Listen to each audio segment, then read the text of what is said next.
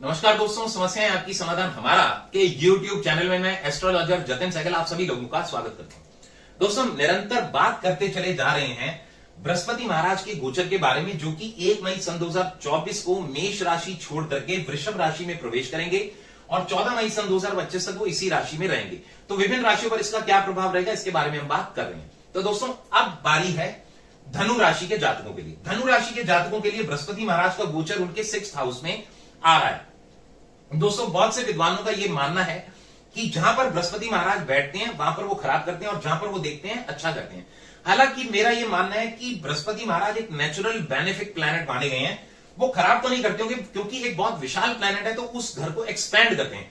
Expand करते हैं, जब कभी भी किसी चीज को एक्सपैंड किया जाता है तो वहां पर एफर्ट लगाने पड़ते हैं। शायद यही एक वजह होगी जिसकी वजह से वो कहते होंगे कि जहां पर वो बैठते हैं वहां खराब करते हैं। तो दोस्तों, धनु राशि के जातकों के लिए जो गोचर है बृहस्पति महाराज का, उनका 6th हाउस में आ रहा है। तो 6th हाउस से रिलेटेड रोग, ऋण, शत्रु, यानी कहीं ना कहीं आपके रोगों का, ऋण का, शत्रुओं का वो दमन करेंगे। प्लस 6th हाउस जो है ना, हमारे कंपटीशन का भी होता है। तो जैसे बहुत से लोग कंपटीशन एग्जाम्स में बैठते हैं, बार बार अड़चन रुकावट आ रही थी, तो इस बार क्या होगा कि क्योंकि 6th हाउस से मेहनत भी देखी जाती है, तो कुछ एक्स्ट्रा एफर्ट लगाएंगे, कुछ मेहनत करेंगे, तो डेफिनेटली वो एग्जाम्स को भी वो क्रैक कर पाएंगे। जैसे होता है ना, बहुत अड़चन रुकावट आ रही है, तो वो एग्जाम्स को भी वो क्रैक कर पाएंगे। पहले से कोई कोर्ट केस, कोई कर्जा या रोग चल रहा होगा, तो वो भी अपनी विल पावर प्लस मेडिसिन, इलाज से वो ठीक होंगे। इसके अलावा दोस्तों, बृहस्पति महाराज की 3 दृष्टियां होती हैं, 5वीं, 7वीं और 9वीं, यानी 1, 2, 3, 4, 5। बृहस्पति महाराज की 5वीं दृष्टि उनके 10th हाउस पे आएगी। 10th हाउस हमारी कर्मा का होता है, यानी जब हम एफर्ट लगाएंगे, जैसे मैंने बोला ना, कॉम्पिटिशन एग्जाम कहीं ना कहीं कर्मास का होता है, प्रोफेशन का होता है, जॉब का होता है, बिजनेस का होता है। तो वो अपने बिजनेस में भी वृद्धि करेंगे। जॉब अगर आप कर रहे हैं और कुछ प्रमोशन वगैरह ड्यू है, तो वो होने की पूरी संभावनाएं हो जाएंगी। यदि आप किसी अच्छे ओहदे पे हैं तो वो आपको और प्रमोशन मिल सकती है। प्लस अगर आप किसी गवर्नमेंट जॉब से रिलेटेड कुछ कॉम्पिटिटिव एग्जाम दे रहे हैं, तो उसमें वो मिलकर के आपका प्रोफेशन अति उत्तम होने की संभावनाएं बन जाएंगी। इसके अलावा दोस्तों, बृहस्पति महाराज की 7वीं दृष्टि उनके 12th हाउस पे आएगी।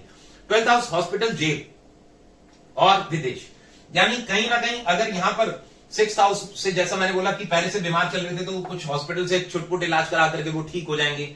या अगर पहले से कोई कोर्ट केस वगैरह चल रहा था, तो वहां पर दृष्टि रहेगी, तो 12th हाउस पे दृष्टि होने के कारण उससे भी छुटकारा मिलेगा, आपको बेल मिलने की संभावना बनेगी।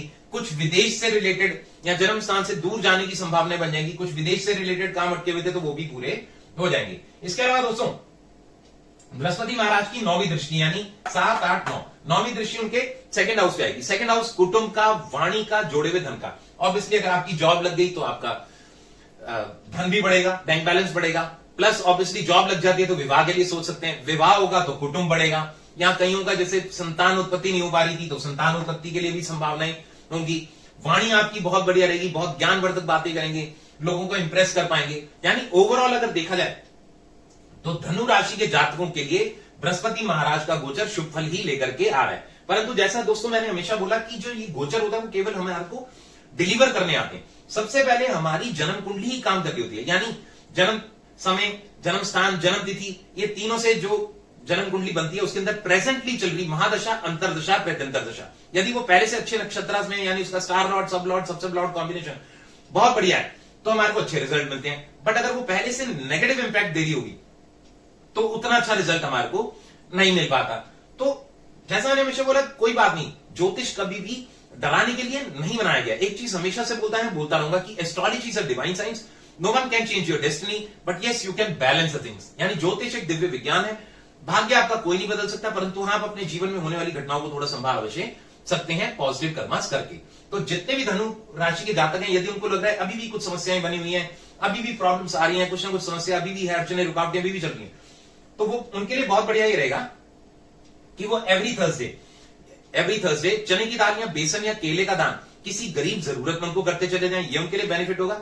इसके अलावा मकई, जिसको हम कॉर्न या मेज भी बोलते हैं, वो यदि डेली थोड़ा थोड़ा पक्षियों को डालना शुरू करेंगे तो और भी बेटरमेंट होती चली जाएगी। बाकी मेरी शुभकामनाएं धनु राशि के जातकों के साथ है। इसी के साथ मैं अपनी वाणी को विराम देता हूं। मैं एस्ट्रोलॉजर जतिन सहगल, समस्याएं आपकी, समाधान हमारा, यूट्यूब चैनल